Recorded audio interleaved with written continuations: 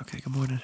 It's 4:04 in the morning, 41 degrees even, on May 15th, day 42. I'm waking up. Okay, good morning, guys. It's 5:23 in the morning, 38.2 degrees. Just breaking out of Landers camp. This spot is just a short dirt road spur down off the PCT, so that's what I'm working on getting back to is the PCT, obviously. Super comfortable night. Did cool down quite a bit last night, which is nice, always a nice thing. And both all day yesterday and all night last night, not even a whisper of wind. Very strange. I haven't, until yesterday and last night, I hadn't had a completely wind-free day on this trail at all, so sort of noteworthy in that respect. Frankly, during the heat of the day yesterday, I could have gone for a little gentle breeze, but it wasn't in the cards, and that's all right. Nice to have a calm night anyways. Today, I have about 7 miles to get to the first water source, which is in fact a water cache.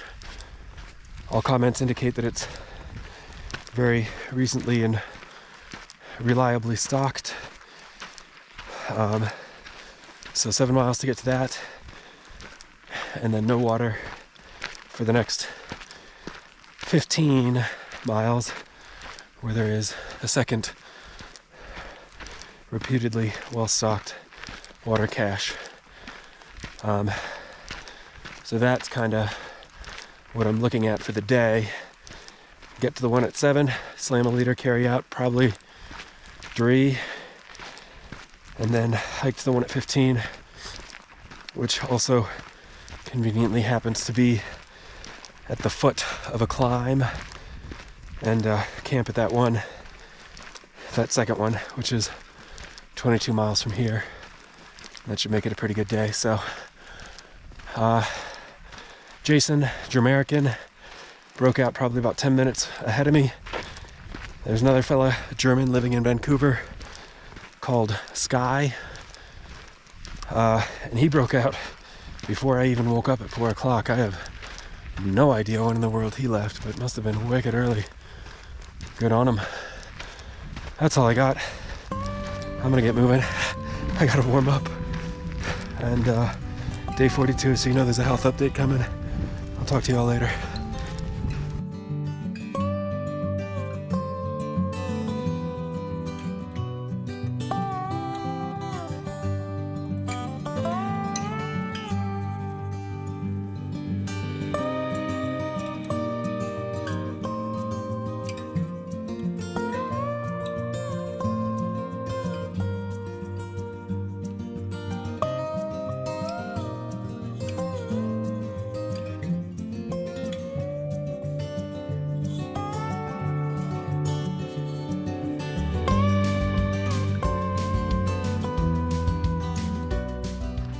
Good morning again, folks. It is 6:21 in the morning, 57.4 degrees. I mentioned there would be a health update. Usually I like to wait a little longer. I'm only 3 miles into the day right now, but this is just way too pretty a spot for me to miss out on it for you guys. I wanted to hit record and get this out of the way while we still got a super pretty view. So I'm on St. John's Ridge, just 3 miles after Landers Camp, and pretty much walking to the due east, as you can probably tell, and then off slightly to the northeast. If I pan to the left a little, you'll see Bright Star Canyon and the Bright Star mountain range in Sequoia National Forest, and it is just stunning this morning. So hopefully some of it comes out for you. Anyways, day 42 health update. Should be a relatively quick one. I think for the most part we're doing pretty good. I'll start at the bottom, work my way up. I had mentioned ankles, I had mentioned blisters. So far all that's holding up just fine. I will say on my left foot, on the bottom of my left foot, sort of like I don't know, about halfway up the arch, maybe towards the top of the arch. I do have some kind of like rubbing going on or something. It's not quite a blister, but just a little bit of like a rubbed spot, which actually started appearing with my previous pair of shoes and insoles, and I thought that getting the new pair of shoes and insoles would rectify it, but it has not. So just last night I put a couple of small band-aids right over top, and that seems to be alleviating some of the discomfort I had been feeling, at least so far. Not super concerned about it. I think probably it's just the socks. I know that my socks, both my Darn Toughs and my Injinjis, are definitely starting to get some holes at this point. So I do have some new socks coming in about a week or so, and I'll replace all my socks hopefully. That should fix it up just fine. So that's feet, knees doing great, hips feeling pretty good, all that stuff, stomach, GI doing great. So the only other real health thing I'll comment on is that I think last week I mentioned that I was suspecting the poodle dog bush of being the catalyst behind my respiratory malaise, and I can't say conclusively whether that's the case or not. I have indeed walked about a week since then through dusty desert and intermittent high winds. I definitely do still have some pulmonary and sort of sinus discomfort and malaise going on. I've been blowing my nose quite considerably. Definitely very, very productive sinus, and the lungs, frankly, are still they're holding steady. They haven't gotten worse, which is great. They haven't gotten a whole lot better either, which is less great. There's just something in there that's rattling around every time I take deep breaths, and it just kind of feels too deep in the lungs for me to produce with coughing. So not that that stops me from trying. So anyways, that's what's going on there. Again, it's not slowing me down necessarily, anything like that, just kind of something I'm aware of, and hopefully something that'll clear out next week or so, whatever.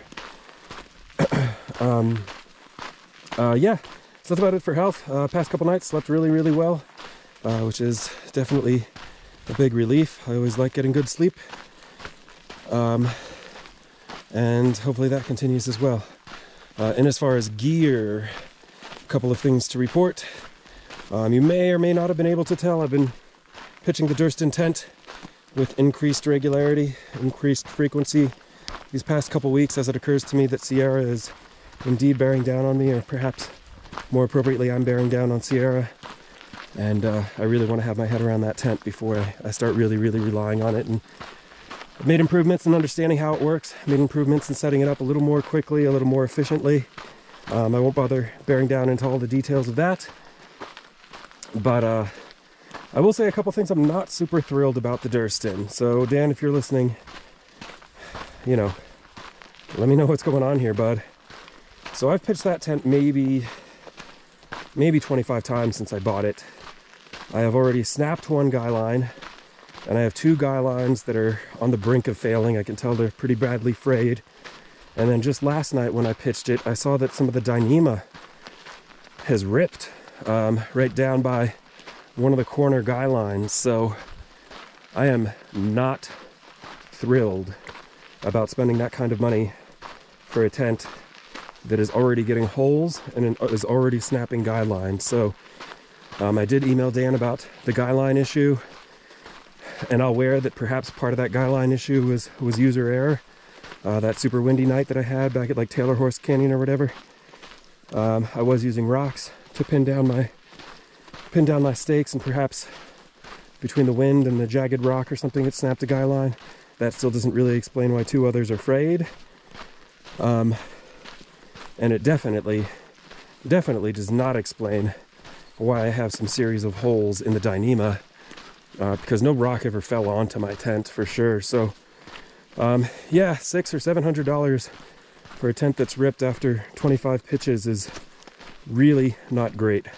My duplex, by comparison, did wind up producing just a couple of small pinholes, which I patched expeditiously, but that tent I've pitched, I mean, probably 250 times over the course of 2 Thru-Hikes. So yeah, not thrilled with that aspect of the Durston. Aside from that, it seems like a nice tent. So yeah, I'm gonna patch that once I stop. Once I meet up with my folks before I head into the Sierra. I don't think it's a super emergency right now, but something to report anyways.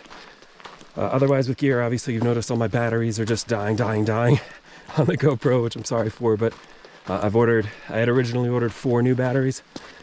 I went ahead and ordered another pair, so I should have 6 brand new batteries. So far as I can tell, I have already at least 2 batteries, which are very reliable. So that'll give me a total of 8 heading into the Sierra, which I hope to do, and which I hope will be enough. So to that point, parting thought, as this will likely be my last health update before Kennedy Meadows South, which is just under 100 miles from where I'm standing, and therefore considerably under a week. I'm not sure about the Sierra yet. I'd really like to go. Every hiker with whom I've interacted in the past month and a half, that's been the topic of some discussion. I will not go through without at least a buddy, hopefully a couple of good buddies whom I trust and whom have experience and with whom I'm on a comparable sort of wavelength.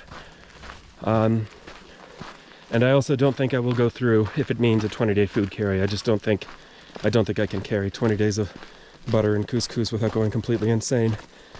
So frankly, once I stop and meet up with my folks for a couple days, I will be really bearing into what the logistics of hiking the Sierra looks like with respect to the availability of bail points and the accessibility of roads and therefore hitches.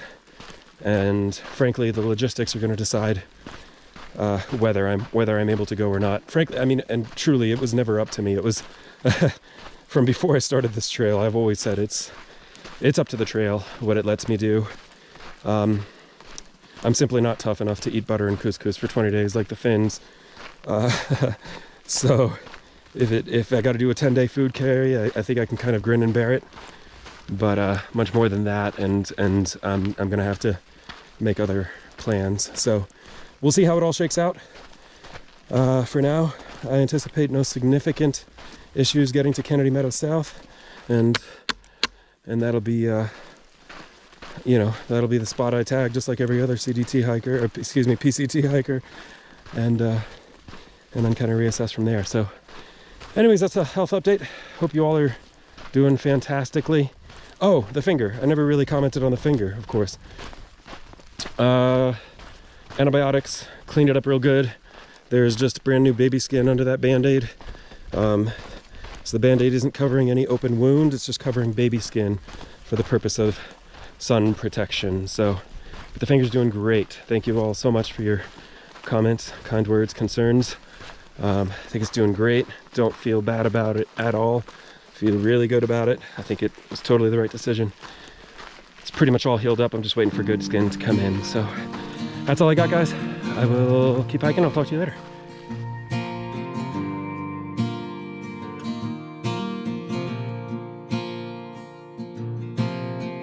Right now it's all falling apart. Right now you don't know where to start. Right now the walls are caving in. Right now you don't know where to begin. Right now you're searching high and low. And right now you don't know where to go. Right now you hear the thunder roar. Right now it feels like you lost the war. Call on me, I'll hold you when you cry. Call on me, I'll get you through to the other side.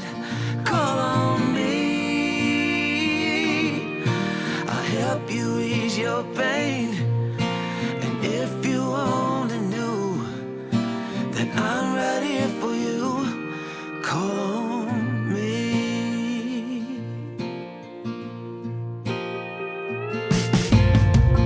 Right now you're fading to the dark.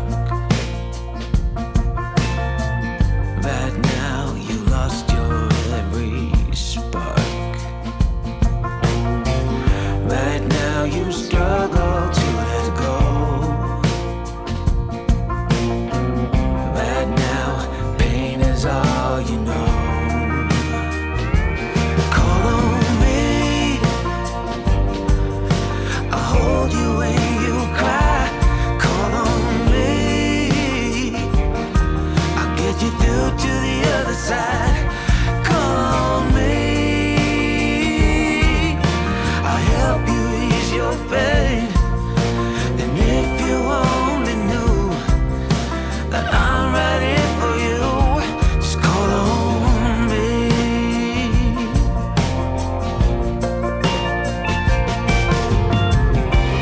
Lay your weary head and get some rest.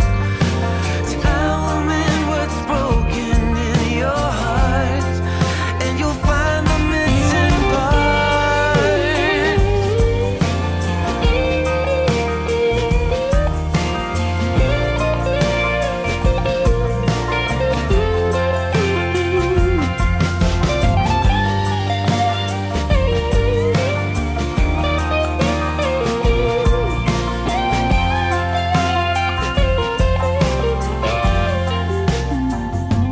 Call on me,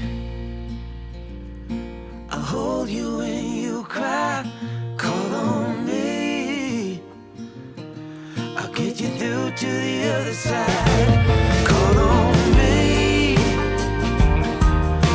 I'll hold you when you cry.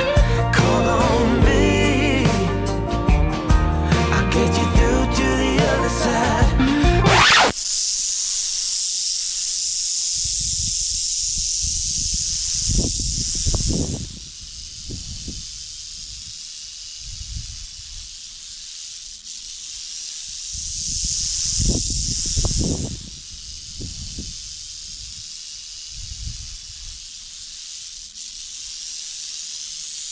Yeah, he's not happy. Okay, good afternoon, folks. It is 3:17 and 88.4 degrees. Jamaican, what's this joint called again?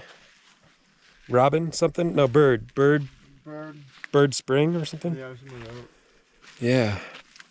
I see a little shade structure I built. Yet another big score for Team Poncho. Ponchos are versatile. There's Jamaican. What's up? Yeah. How's it going? There's another hiker here, a guy called David, who just got on trail from Green Valley. That's where that ranger station or whatever was. Met him over in Tehachapi, and he laid out under one of these trees just right up the way. You saw the video, I guess. There's a big old rattlesnake waiting there for him. So, well, we'll just do as the locals do. It's that time of day where it's appropriate to just find shade and chill. There's David up there. Yep. Rattlesnake hunter extraordinaire. But yeah, frankly, I mean, it's what, 22.3 miles or something like that, 22 something like that, 22 something. Who cares? And Made it. made it Early. made it early, exactly. Yep. So we even took like a little break earlier. Nothing crazy. I think it was less than an hour, right? Yeah, it was 40. like 30 minutes. Yeah, something. Just took a quick little like cool down break, but now this is it for the day. So I will, just on account of that rattlesnake sighting, I will pitch up my tent tonight because that's a little it's a wise spooky. choice. Yeah, for sure. Yeah, I saw one like a half mile out, or maybe I guess it was a little more. Yeah, it's for sure snake territory. Yeah, saw one like a mile out, and then saw this one right here, which is like maybe 50 feet from where I'm camping, 40 feet from where I'll be camping. So pitched the tent tonight, but it's just too hot and too early for me to care. So right now I have my shade structure up. I'm just gonna lay under it, relax. Beautiful, beautiful, beautiful water cache here as well. And then tomorrow we'll be breaking up and over those mountains Good luck to the guys who are breaking up and over those mountains right now, because it's 12 miles to the next water through the heat of the day, and my thermometer indicates that the temperature's rising. So, well, some people are just tougher than me, and I'm okay with that. All right, that's all I got for today, guys. I'll talk to you tomorrow.